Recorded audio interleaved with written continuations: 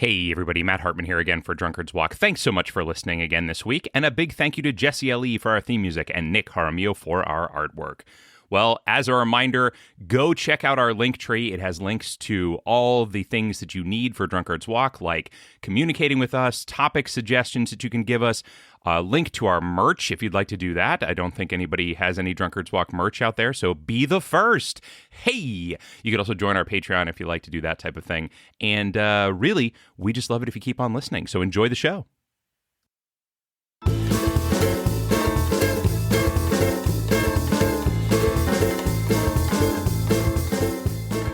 Hello, everyone, and welcome to another exciting episode of Drunkard's Walk, the podcast.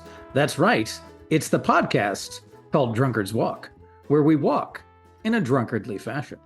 And I don't just do it by myself. Stammering and slipping all his way forward through Wikipedia with me is my co-host, Matt Hartman. Matt, say hello to the people. Whoa! Oh. I meant staggering. I stammered and slipped right there, and I haven't even gotten into Wikipedia yet. Right. What is coming for me today, I wonder? You know, it's scary and frightening. There's nothing to be afraid of unless you fear knowledge, Matt, because that's what brings you here. Oh, yeah, that's right. Right. This is an educational podcast. Ha! We've tricked you, listener, into learning about things. All right. Now, anybody that is left, welcome, and thanks so much for joining us. We're gonna be doing an exciting thing today. I think, Jethro, we're gonna be doing a really exciting thing.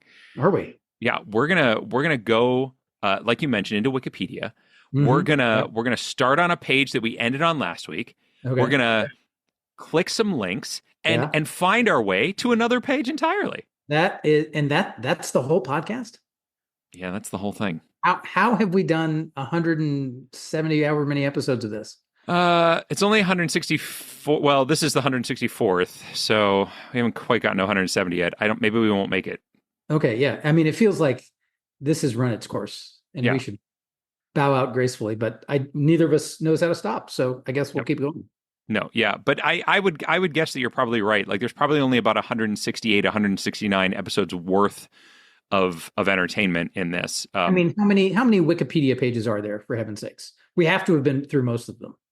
There actually there's I think there might be millions. Oh, good. Well, we can do this until we die. Fantastic. Which is probably early 2028.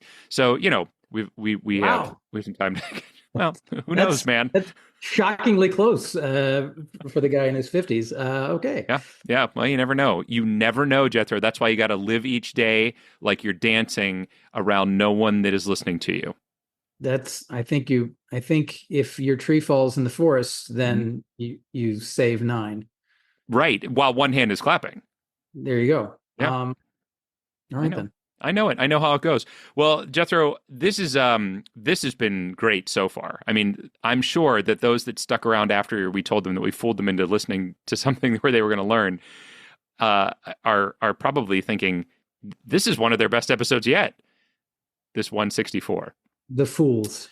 But here's the thing, Jethro. I feel like until we get into the real meat of the thing, until we really jump all the way into Wikipedia, we're doing a disservice to the listener. We're wasting their time. Exactly. We could be doing something productive, like clicking on Wikipedia links, and instead we're just jerking them around. That's right. That's exactly correct. And so what I want to do is I want to introduce our guest for today. And our guest is not based in the UK like a previous guest was this season, is not based in Japan like one of our guests was this season. No, this guest, Jethro, is based nowhere other than New Zealand. Welcome, John Craven, onto the show. How's it going, John? Kia ora, guys. Nice to meet you. Likewise. I think he's our first Kiwi that we've had.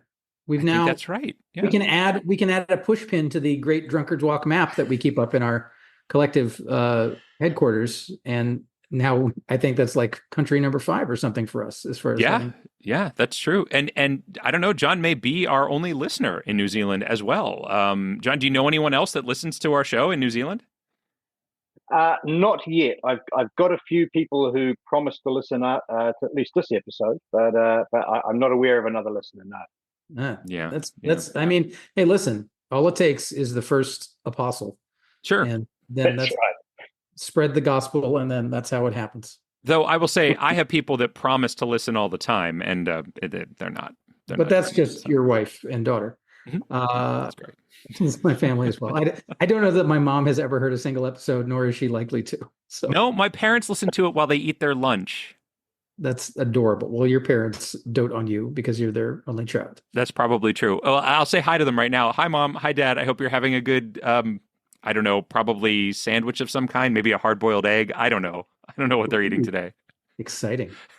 Well, John, thank you so much for joining us.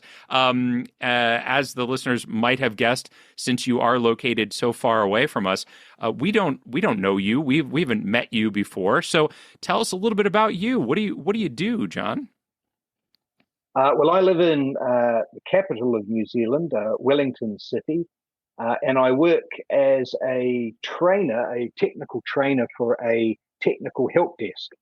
Hmm. We payment machines. We you've probably used. I won't mention my employer as they haven't got their permission. But if you've ever bought something in the States from Starbucks and used your card on a machine, you've probably used one of our devices. And so my job is to make sure that when you ring up, at least in this part of the world, and your machine's not accepting cards, you'll get someone who will listen to you and help you get it fixed again. Nice. Oh, I see. So are you one of the people that actually does the helping for those folks, or are you the person that teaches the people that do the helping what to do? Yeah, I'm the trainer. I worked my way up the ladder, as it were, and now I just say yes. Don't use that swear word. Yeah, don't. Yeah, yes. I know he's got an accent, but maybe don't use that particular phrase to describe that person. Just help them out. That sort of thing. That's good. That's You're good doing the training Lord's right work. there. I kind of want to call a helpline for one of these systems now. Yeah, me too. If you're getting that kind of spicy feedback every time in that part of the world, right? Because I'd have to call right, like I mean, we would have to be there in order to get your help, folks. Yeah, you would get some of my colleagues. If you were to go into a Starbucks and throw your mocha all over their machine, they would probably end up calling Tucson. Okay. We've got centers all over the world. Yeah. Well, now's probably a good as time as any to mention our new corporate sponsor, Starbucks. Please don't pour your mocha on our payment machines. Yeah, that's their catchphrase, right? Or their tagline. I don't know. What do they call it? Slogan. That's their slogan. Yeah. Well, John, that's awesome. That sounds like a good job. Is that what you like started doing, or did you go to school to learn to train people on how to do this type of thing, or what was the dream that you gave up on? That's what we want. Yeah, that's what we're asking. Yeah, the dream I gave up on was having knees. I actually trained to be an outdoor instructor. Nice. New Zealand, if you know anything about New Zealand, it's a big, wild, beautiful country with mountains and rivers and caves. And I used to do that for a living. We'd take school groups out and do outdoor education that they could put towards their schooling, life skills, that sort of thing. And then as I sort of was getting towards the end of my 30s and 40s, it got a bit harder to sleep on the ground 5 days in a row and then get up and have energy to make sure teenagers weren't killing each other or getting off with each other when you had them up in the wilderness. So I decided to get a real proper job, and also that sort of work tends to be seasonal. People don't want to go and get freezing cold in the middle of winter. Mm-hmm. So I got a regular office job and worked my way up with my training background into contact center training, and I worked in a couple of businesses along the lines doing that. Got it. That sounds great. That sounds like a lot of fun too. But I totally understand. I was a high school teacher for a while, and man, those teenagers they get up to stuff. They get up to some crazy stuff. Yeah. If there are any teens out there, you're terrible people, and we all hate you. No, they're not terrible people. They're just they're not listening right now because they're off getting up to crazy stuff. Teens are terrible. They grow out of it, but I was terrible in my teens. I mean, I was terrible up until like my mid 40s. So I feel I like mean, Jethro, I've got be some bad careful news for you, buddy. be careful what you say next. All right. Well, John, I'm going to guess that you probably found our podcast when we were so happy to be guests on Escape This Podcast. Is that right? That is correct. I wish I had a better story than just about every other guest I hear tell this, but yeah, you guys were great on that podcast, and I love Wiki Wars sort of theming. So that's why I slipped on over. Awesome. Very That's cool. great. That's great. What we're trying to do, actually, I'm hoping that this whole season we can just have on guests that found us through Escape This Podcast. And Jethro, I think we might accomplish it. I think we might. We only have like 3 episodes after this. Because we have no other way that you're getting listeners. Maybe we should focus on that. No, we've had some other. There are some other people on our that have submitted some topics, but they're mostly people that we know. So to all of you, I apologize that I haven't reached out to you this season, but because we're trying to thing here. We're off with our new friends now. It's gonna work. Yeah, exactly. Well, John, this has been great getting to know you a little bit here, but we also need to get to know your topic and where you were sending us off to tonight. So what do you got for us? Okay, what I have for you is Paddy the Wanderer. Okay. Eddie or Addie? What was that? Save Paddy, like Paddy. Paddy the Wanderer. This you've intrigued me. Who is Paddy the Wanderer? Well, now you're probably aware that many parts of the world have like a legendary dog that they make a statue of. I know that there's Balto in Central Park in New York from Alaska who did amazing things. There's that Hachiko is in Japan. They made a Richard Gere movie about him. His owner died. Every day of the rest of his life, he went down to the train station to wait. Well, Paddy is Wellington's version. He was a dog that lived in the Depression in the 20s and 30s. And back there, I mean, Wellington still is it's got a beautiful harbour, and it was a bigger commercial port back then. And right close to the city was the Queen's Wharf, which is it's now sort of been turned into a real tourist area. There's museums and the old sheds have been turned into sports stadiums and fine dining restaurants, that sort of thing. But back then it was a working port. All the anyone moving to New Zealand, immigration was huge in those days. Any cargo all came through the Queen's Wharf. And Paddy, I found him first because in the Wellington Museum, which is on the Queen's Wharf, is a statue of him and his story.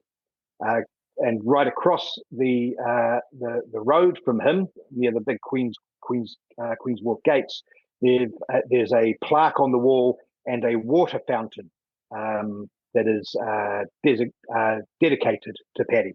It's one of those cool. It's a big marble water fountain that you can drink out of the top, and then the water flows down into a little dog bowl at the bottom for dogs. Anyway, that's adorable. It's delightful. It's delightful. But Paddy was originally. I've done a bit of research on this because when I saw the statue, I was fascinated. There were lots of kids going into the museum and loving this little statue. He's an Airedale Terrier. If you want to get a picture, are you dog folk? I am a dog lover, but I don't have a great deal of knowledge about various breeds. So feel free to educate me. Okay, yeah, sort of, 60 centimeters high. Sorry, I'm going metric on you. Sorry, wow. America. 2 feet high. Yeah, that's about right. Yep. 3.5 hands. There you go. Head. Yeah, sure. Hands. Yeah, we do a lot of hands. How many barley corn? If you've seen, there's one of them. It's sort of semi-floofy dog with a square head. There's one in 101 Dalmatians, the Glenn Close version. He's one of the mates that saved the Dalmatians. Yeah. Anyway, floofy sort of terrier dog, and he was given to a wee girl called Elise, whose dad was a sailor, and so when she was little, they would go down and meet Dad. What was his name? Jock Glasgow, not famous. I don't know if you can use him as a link, but they would go down to see Jock, and the dog loved going down to the port. And the sad part of the story is that in 1928, Elise died of pneumonia, Oh. and the dog, who was then called Dash, went missing.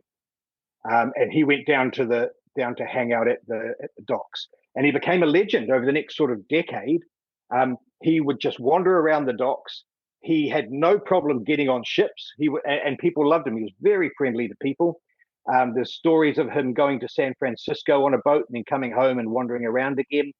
The taxi drivers, I have a colleague whose grandfather was a taxi driver at that time, and he would, when the taxis came to pick up people off the boats, he would just get in the back seat, and so the taxi drivers adopted him. He would wander around. There's stories of him, of a seaplane coming and giving him a ride in a seaplane, and someone wrote articles for the local paper at that stage.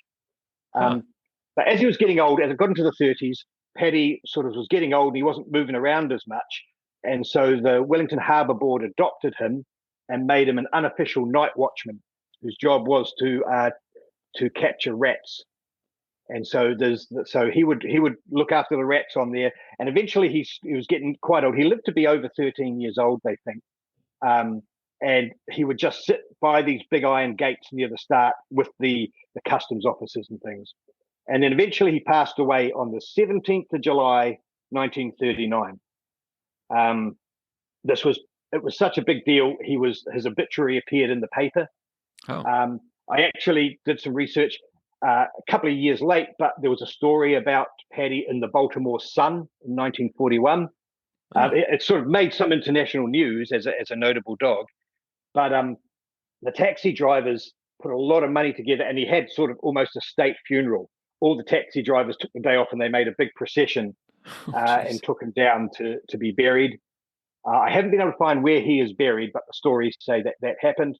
And he has a statue in the museum, that the Wellington Museum, and a big plaque just outside it, telling his story. And he's still providing entertainment. At least water. It's not entertainment, but water to people who want to drink it, and to other dogs as well. Water can be very entertaining. How's the rat situation? Well, the actual working port has moved off to the west. So I've been there. There's sort of one of the big old buildings that Paddy would have hung out in is now like an indoor sports stadium where you can go where business people take their ties off and go in at lunchtime and play indoor soccer or cricket or netball. So that fairly rat free now. Fairly rat free. They've all moved down or to the Parliament. How's about that for a bit of political? There you go. That's a good one.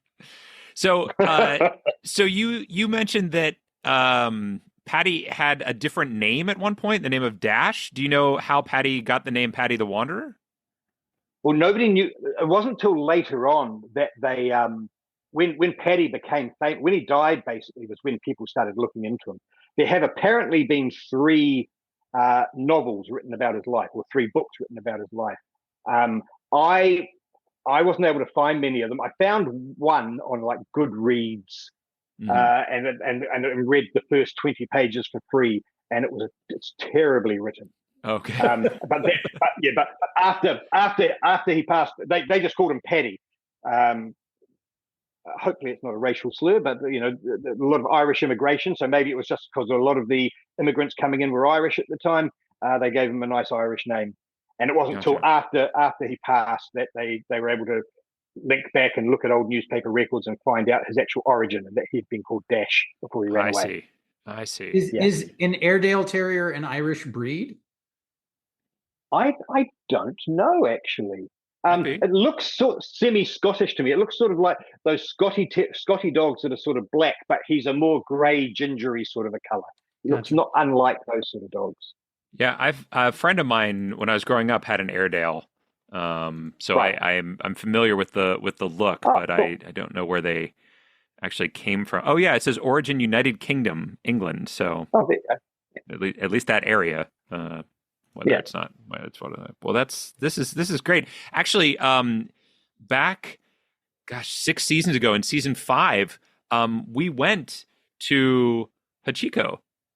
Did you? The one that was in Japan. Yeah, as a matter of fact. So we are coming back to our I don't even know what genre we call this, lost dog or faithful companion. again. So that's exciting. I'm excited Yeah. to try to find out more about this because I've never heard of Patty the Wanderer. Yeah, sounds amazing. You've certainly done your research. We appreciate that. Some people will be Yeah, like, I suggested this destination, they know not a damn thing about it, and you're very well informed. So that's right. Oh, That's thanks. right. Yeah. I wouldn't put you guys crook. I want to set you up for success. well, Oh, we well, appreciate that. thank you. That is the opposite of some people, Rick Seebeck, and we really appreciate it. We do appreciate it. Well, John, this is awesome. I can't wait to try to walk to Patty the Wanderer from Wall of Sound, which has absolutely nothing to do with dogs, obviously. Before we let you go, though, I do have to ask, just to check in. Are I know it's the middle of the afternoon for you. Do you have any kind of beverage with you this afternoon? I do. In honor of you guys, I have something. The only American I've no bourbon, so I have some Tito's handmade vodka from Austin, Texas, Okay. Nice. and I've mixed it with a vanilla Pepsi because that's classy. Well, there you go. There you go. I'm glad that our podcast can reach across the world and encourage people to drink in the afternoon. So thank you Yeah. for taking the commitment. Greatly That's how you appreciate do it. Hey, Thursday is just Friday Junior, and if it's past noon, I say you're good to go. There you go. I say well done, Jethro. How about you, man? Are you imbibing this evening, or I am, in fact. Oh. Since we're out of January, I'm having an Ecco Domani Pinot Grigio that I got at the Giant Eagle. Nice. And a little plastic wine glass that originally belonged in one of those picnic basket kits that you would take to Sure. an outdoor concert. Sure, yeah. Well, that sounds nice. Is it tasty? Is it good? It's lovely. And Oh, you, good. sir? Glad to hear that. Are you having a beverage? I am. As you know, I'm still working my way through my advent calendar, so I'm on to number 7 in the lot, and I'm sorry to say it's a rye. But it is the Something's a Jaywalk rye. rye. Yeah, it's a Jaywalk rye. It is from New York, using the water of the Finger Lakes. If folks are familiar with that, I know you're a wine drinker, so you might know the Finger Lakes region because of that. Oh, And it's New York distilling, the Jaywalk rye. I don't know if it's distilled actually in New York City or not, because it says Finger Lakes, but it also says it's the city's spirited legacy in your glass. So. Now, if New York is famous for anything, it's clean and drinkable water. There you go. I gotta say, it's not bad. It's not my favorite because it's a rye, but it actually doesn't have that bitterness that I don't like in ryes. It's got a little more of as it says in its flavor profile here, a vanilla and caramel flavor, with some grape and black pepper. There you go. I don't understand flavor profiles of whiskeys. Those are just words. Yeah, they are. John, this is an amazing topic. I really appreciate you coming on and giving it to us, and really appreciate you taking time in the middle of your day to jump on here and talk to us all the way from New Zealand. It's so exciting, and hopefully we will hear from you again soon, and hopefully you'll continue to listen to the show. Thanks, gents. Happy travels. I hope it goes well. Thanks so much. All right, take care. All right, Jethro. So we talked about our drinks. We got a destination. Yes. The only thing left to do is to make a little guess about how many steps it might take. So I am at my pied a terre in Pittsburgh, where I have a dearth of many things, and paper being one of them. So I've actually emailed you my guess. You've emailed me. Okay. All right. And you can check the timestamp on it to verify that I sent it, at 8:37 p.m. when we started the walk, rather than whatever time we're going to end it. So its veracity cannot be doubted. Well, I'm not going to open it right now because I'm writing down my own guess, and I don't want to even know until the end of the podcast anyway. So I'm not going to check my email at this point. We have finished the perfunctory rituals, and we can now get into the Wikipediaing. Let's do it, man, because we are starting on Wall of Sound. And for those that didn't listen last week or may have forgotten, the Wall of Sound, also called the Spectre Sound, is a music production formula developed by American record producer Phil Spector at Gold Star Studios in the 1960s. There you go. So there you go. It is a way of recording music. And so we are going to have a lot of music things on here. All right, you know what I'm thinking of? What's that? Immediately off. Yeah. All right, so we got here, I believe, coming through Elvis Presley. You and I did. Well, actually, yeah, kind of. We came through Delay, which then before that was Elvis. Yeah, I didn't mean directly from Yeah, Elvis. yeah. No, yeah, you're right. But Elvis famously sang a song about a hound dog. Oh, really? Well, that's possible. I do see that there is a link on here to a song called Don't You Worry, My Little Pet. I saw that as well. And dogs, I don't know if you know this or not, famously pets. Yeah. And you pet them. You do also pet them.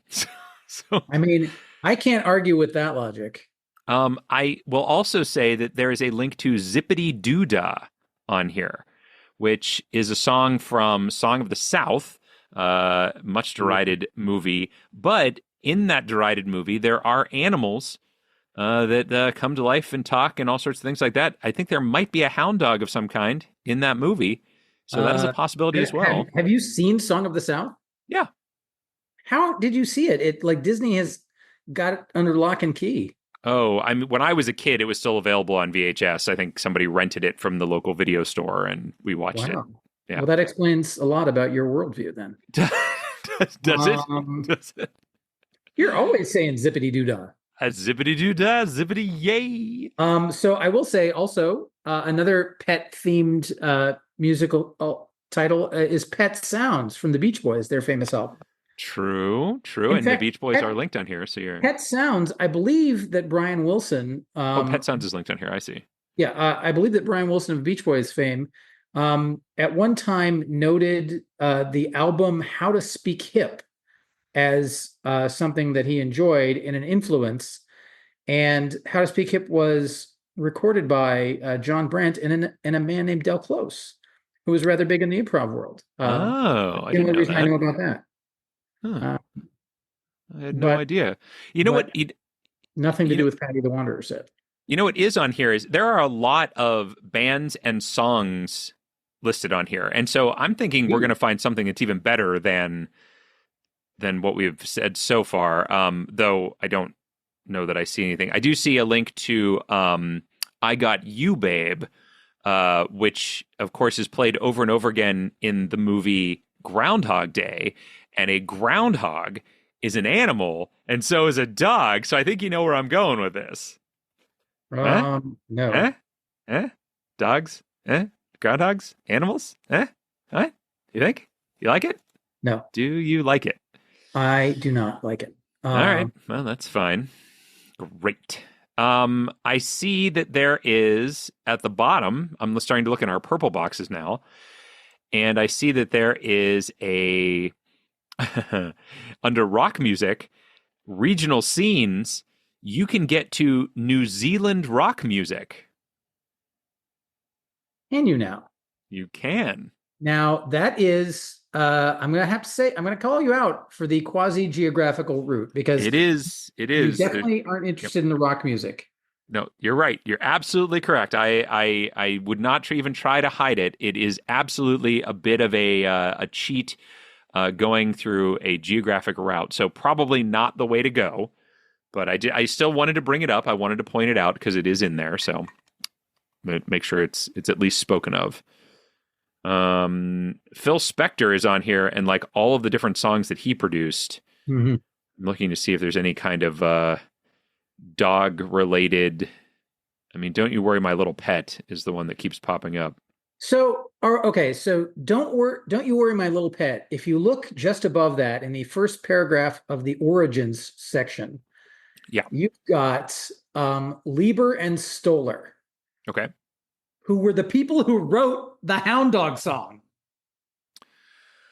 Oh, interesting. I mean, come on. They wrote a song, their most famous song, a worldwide hit from Elvis Presley. You ain't nothing but a hound dog. Come on now. Come on. In fact, when you hover over their name, the picture that pops up is Elvis reading the sheet music between the two of them. And below that, in multicolored letters that are jauntily not aligned, Hound Dog. The Lieber and Stoller autobiography. Come on. Are you telling me there's not going to be a link to a hound dog on that page? So I So I will say that all of these things that we brought up, all the pet sounds and My Little Pet and all this other stuff, I will say I am slightly concerned that like actual pets or dogs or things like that are not going to be linked. Okay, you might be totally right. That's why Hound Dog is a much better link than Pet. No, but even that one, I'm a little bit concerned about. I'm not going to say we shouldn't go there. Maybe it is the way to go. I am all ears if you have a better option, Matt. So, okay. All right. I want to pitch this one to you. All right. Now, you're going to feel like it's a stretch, and it might be. It might be. All right. There's two things I want to pitch to you. First one is at the very bottom of the page under pop music. All right. In the purple box, there is a link to the purple box, by the way, which you advocated for and was briefly removed as a legitimate link from our podcast at your insistence. Yes.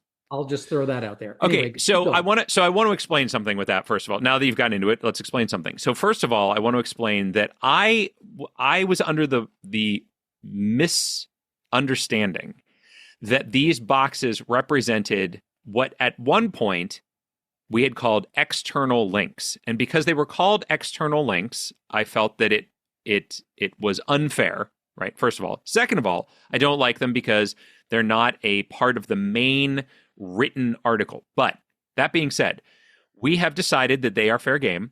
And because they are fair game, I'm going to use all the resources that are available to me. So in that purple box, there is a link to celebrity.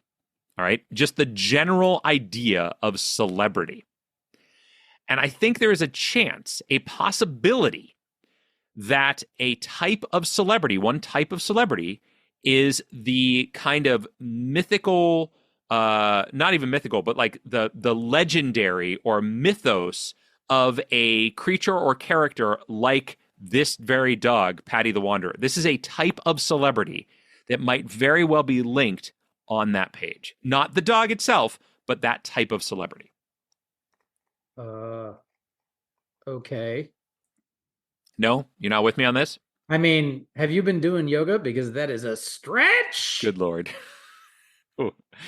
Have you been hiking? Because that was a long walk.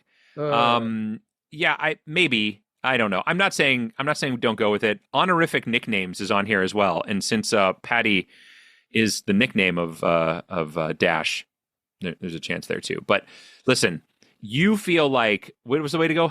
Not Hound Dog. Lieber not and actually Stoller. Hound Dog, but the people who wrote Hound Dog, correct? Correct. Lieber and Stoller. Yeah, you know what? I'm going to say let's do it simply because one day you're going to be wrong and I want to be there. So let's do it. All right. There we go. Let's go to Lieber and Stoller.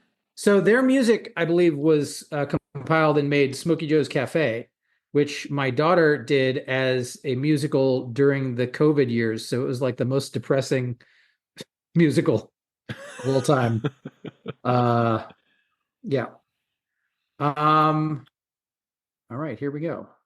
All right, so there is a link to just Hound Dog. There you go. Which I think is probably what you're going to insist that we go to. But Yakety Yak is on here too, and a yak is also an animal, not as closely related to a dog. You were just desperately trying for something else other than the very obvious dog-related one. You know what's interesting? Fairfax High is on here again, just like it was on, I forget what page it was, but we were on another page recently where Fairfax High was linked. Is that in LA? On Fairfax? It is. Yeah, okay. There is a link on here to Basset Hound. Where? It is in the 1950s. It's in the second paragraph, and it says, Presley's show-stopping mock burlesque version of Hound Dog, playfully bumping and grinding on the Milton Berle show, created such public outcry and controversy that on the Steve Allen show, they slowed down his act with an amused Presley in a tuxedo and blue suede shoes singing his hit to a Basset Hound, which is linked. Okay, so first off, that is obviously the link that we're going to be clicking on. And second off, we would be remiss if we did not tell people to find and seek out the original recording of the song Hound Dog. While written by Lieber and Stoller, was originally recorded by Big Mama Thornton. It is a superior version to the Elvis Presley version. And Big Mama Thornton is due her her flowers in that regard. So Awesome. Yeah, I love it. I don't know if I've heard that version. So it's quite good. It's quite good. It as the kids say, it slaps. They didn't say that then, but they say it now. And I am nothing if not catering to the wonderful teenage audience that we're so trying to cultivate on Drunkard's Walk. there is a version of that song in the movie A Few Good Men. And I don't believe it's that version though that you're referring to, but I'm not sure which version it is. Well, I remember a lot about A Few Good Men. I have zero recollection of the song Hound Dog. So there's a part where he finds out that she's going to be helping out on the case or something like that, or I don't know. He's driving to like a newsstand, and the music starts to like just kind of comes up. It's like it just comes up in the background. It's as if it's on the radio maybe, or it's I don't know. I don't know if it's source music or not, but anyway, it's in there. Here we go. Diegetic sound, I believe it's called. Perhaps. All right. So you want to go to Hound or Basset Hound, rather? Basset Hound. All right, let's do it. Basset Hound. Do you think Patty the Wanderer is linked on here? One of the singers of this song? I mean, they wrote Searchin'. Maybe that was about the period where they were searching for Patty the Wanderer. We're going to Basset Hound now. Okay, Basset Hound. All right, let's go. Look at those beautiful Basset Hounds. Oh, it reminds me of a less overly skinned version of my hound dog. Yeah. Well, this breed, did you know its ancestor is the bloodhound? I didn't. Which is also linked on here. Maybe I knew that. Not also linked. It is linked on here. This is the first thing I've talked about. I see crossbreed on here. I see dog linked on here. I see all sorts of things linked on here.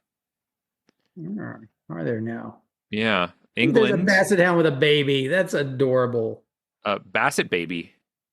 The Basset Hound's short stature is due to a genetic condition, osteochondrodysplasia. Well, it makes a cute dog. Okay. They also have osteo. They're predisposed to gastric dilatation volvulus. Yeah. So they also have hereditary thrombopathy. What? I'm telling you what, trying to read these words when I'm a couple glasses of wine into the podcast is a little challenging. Yeah. So they're just a health mess, apparently. So I don't know if this is going to help us or not. I don't think it is going to help us, unfortunately. There is an image down here of a statue of a Basset Hound in Hungary, because in the television series Columbo, Lieutenant Columbo owns a Basset Hound named Dog, and there is a statue to him with Columbo in Hungary. Yeah, and unfortunately, the links in that go to Peter Falk and Columbo the character, which, by the way, both have the same picture. They didn't even give Peter Falk the dignity of his own picture. Yeah, that's sad. There's related breeds. There's Dog's Portal.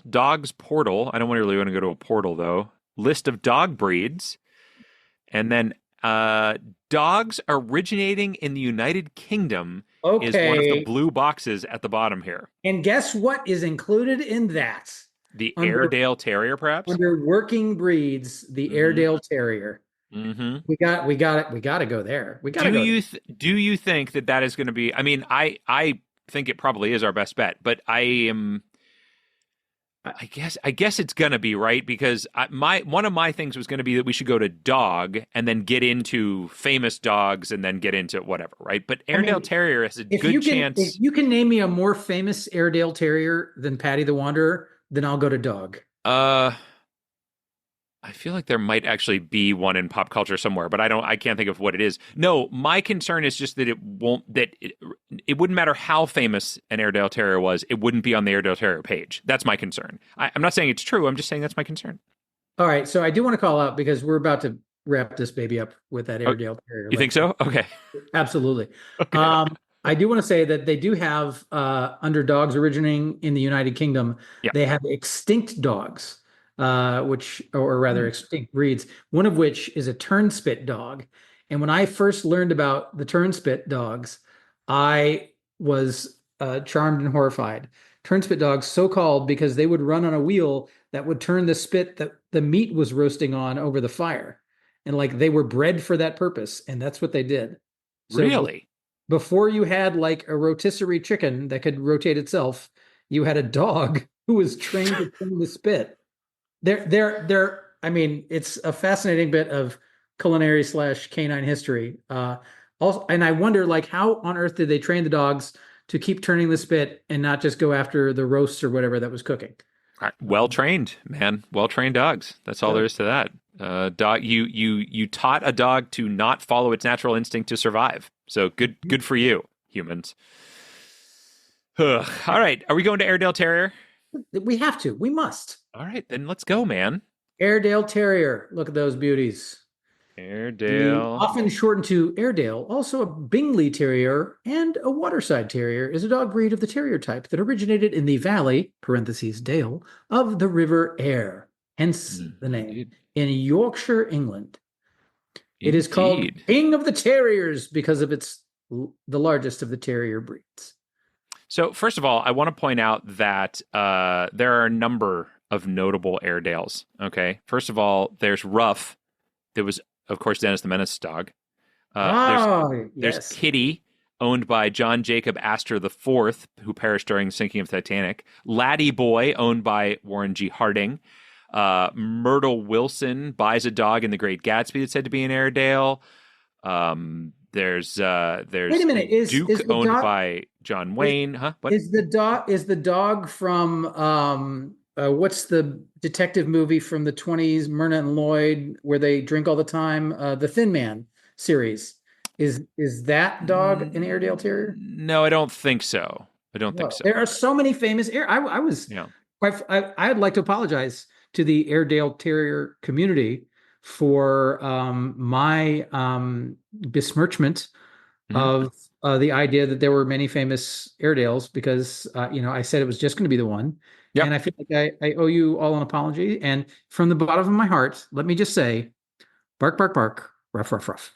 Oh gosh, that's oof. I don't. Did I say it wrong? That's not appropriate, Jethro. That's no. Oh, did I say a racial slur in dog language? I'll bleep it out. Okay, don't worry about it. I appreciate that. Don't worry about it. We'll be good. Well, the other thing that's listed under these notable Airedales, of course, is Patty the Wanderer. I can't believe there's a whole section of notable Airedale. Like, we've been to so many Wikipedia pages where we've been like, oh, well, that thing has to be on that page. There's a whole list of notable Airedales. and that's shocking to me. Wonderful, because it helps us, but shocking. Yeah. And I will also say here, the Patty the Wanderer, all other names, the Irish Flying Dutchman, which is so great when you can fit two ethnic references into one name. It's amazing. Also, the picture on his Wikipedia page is, the perspective is such, I guess they were really close to the statue. It makes him look like a giant. Yes. It makes him look like Clifford the Big Red Dog, because he is towering over some very tall buildings. I mean, we don't know that it's not a giant. It could be a giant statue. I don't have any idea. So I will say this, given the fact that they couldn't find him for a while, either Patty the Wanderer is a giant dog and New Zealand people are stupid because he was giant and they couldn't find him, or and this is the perspective I'm going to go with. Matt, you can say that Kiwis are stupid if you want to, but I'm going to say that the Airedale Terrier is just a normal sized dog, and New Zealanders are amongst the smartest people on Listen, Earth. Are you saying that this photo is a photo of the actual dog? I thought it was the statue. Okay, no, I'm saying it's a photo of the statue is what I would guess. Oh. Because I have no idea. It looks gigantic either way. But you can make a statue bigger than the actual dog, is my point, right? Okay, so it could be a larger statue than the size of the original dog. I will say that if they made, then Patty the Wanderer must be the most famous New Zealander ever, because to invest the human pretty famous Airedale in capital to build a statue that big. I will also say this, that statue does not look like an Airedale Terrier. I think this is the dog. I think it's the actual dog. That makes sense too. Yeah. Yes, Patty the Wanderer, Wellington, Evening Post, photographic negatives and prints of the Evening Post newspaper. Yeah, this is the actual dog. Okay, well that makes sense. Well, then he was giant. I will say this. I know we're not going to read this until next week, but We're not. This one sentence I have to read because it tickled the um, uh, juvenile sense of humor in me. He was a friend of cabbies, workers, and seamen alike. Oh, yes, I know. I see. You think that that's funny. All right. It's Well, funny. Jethro, this matched our walk last week. This took us 4 to get there, so I'm going to go find your email. Here it is. Drunkards Walk guest sent at 8:33, and it's now 8:58, so it all checks out. Your guess was 7, Jethro. Yes, I was way off. Wow, my guess was 5. You guessed well, sir. Which was Well still done. higher than it took us because I thought it would definitely take us longer than 4, but 7. My goodness, I did it. I won. We lucked out with the Lieber and Stoller. We did. I'm glad that I followed you on that because I definitely you have such a nose for this. You're so good at it. It's like you've been doing it for, I don't know, 5 years. Yeah. And oddly enough, despite your many years, you have better. no trained sense of this. You're no better than Chance. Nope. In fact, when you take out my fees, you're worse than Chance. It's a good point. Well, I'm glad we don't have to do that. But I am also really glad that we actually got to do this walk. Patty the Wanderer, what a fantastic topic. Our second statue dog of Drunkard's Walk. And so exciting. Such a good deal. And yeah, man, I can't Jerry Lieber and Mike Stoll. I never would have guessed that. So well done. Well done on you, sir. I hope this puts a smile on your face for at least the next 10 minutes. No, it's not. Oh boy. You can, come on. Just a little smile. Just a little, get the, no, gosh, folks, I wish you could see him. It's the, like a straight line. It's like somebody took a stick and just laid it down underneath his nose. Ugh. Well, there's nothing I can do. Hey, send your emails and hopes and prayers for Jethro to smile. I don't know if we're ever going to see it again. Jethro, anything to say before we go? No, thank you. I won't be smiling. I thought you would have cut it long before now. No. Right then. Yeah, I will smile privately in my own time off the Zoom call. That sounds great. All right, I'll see you next week.